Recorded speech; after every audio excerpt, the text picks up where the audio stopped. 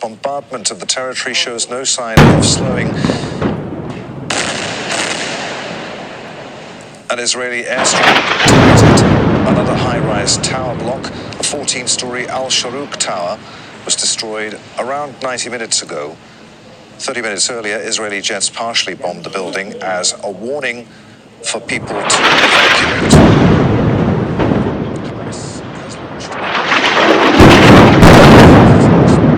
to the killing of senior Hamas commanders, including its military chief. It follows the launch of more than 1,000 rockets last night.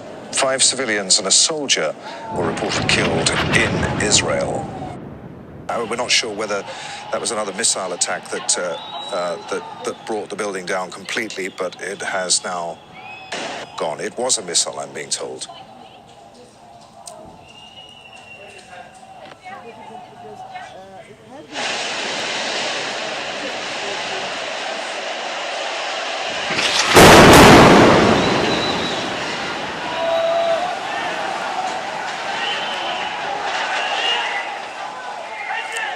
At least 2 missiles hit the building, the remaining part of the building that was left standing after that first missile strike some 25 minutes or so ago.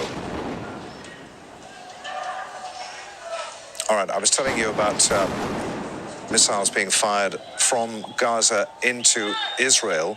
They've reached as far as Ashkelon, Ashdod, Tel Aviv, and other areas in southern and central Israel. 5 civilians and a soldier have been killed there.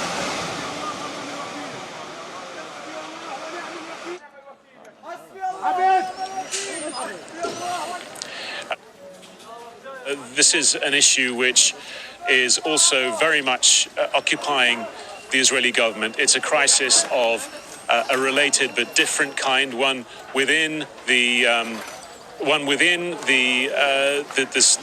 country itself and the communities themselves, the Jewish and Arab communities who live here. 20% of the Israeli population is Palestinian Israeli, and what we've seen is after a shooting dead of a Palestinian Israeli man in Lod on Monday night, a massive funeral which led to clashes with the Israeli security forces, and then an eruption really of violence in many mixed Jewish Arab towns, particularly focused on Lod, where we saw Jews attacked with stones, a synagogue set on fire, also Arabs being attacked as well in various places.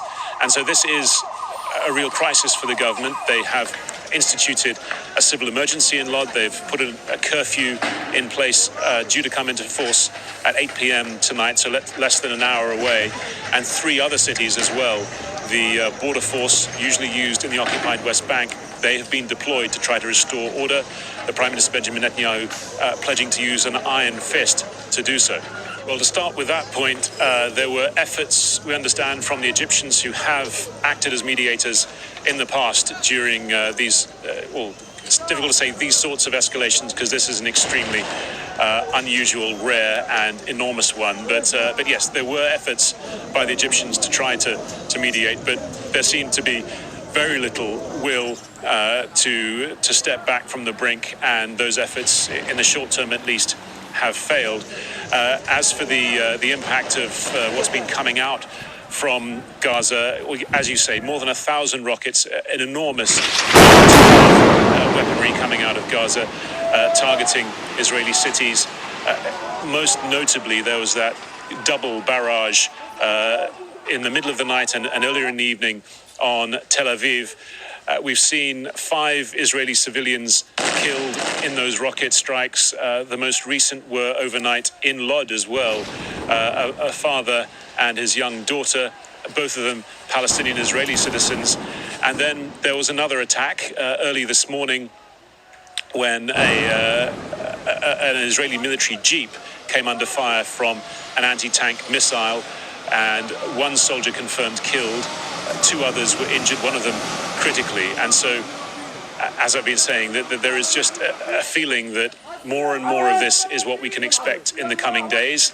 Certainly a big response from Hamas is likely in the coming hours, and each step along this road, the further both sides go, the harder it is to get back. This is becoming it's already a deadly situation and a dangerous one.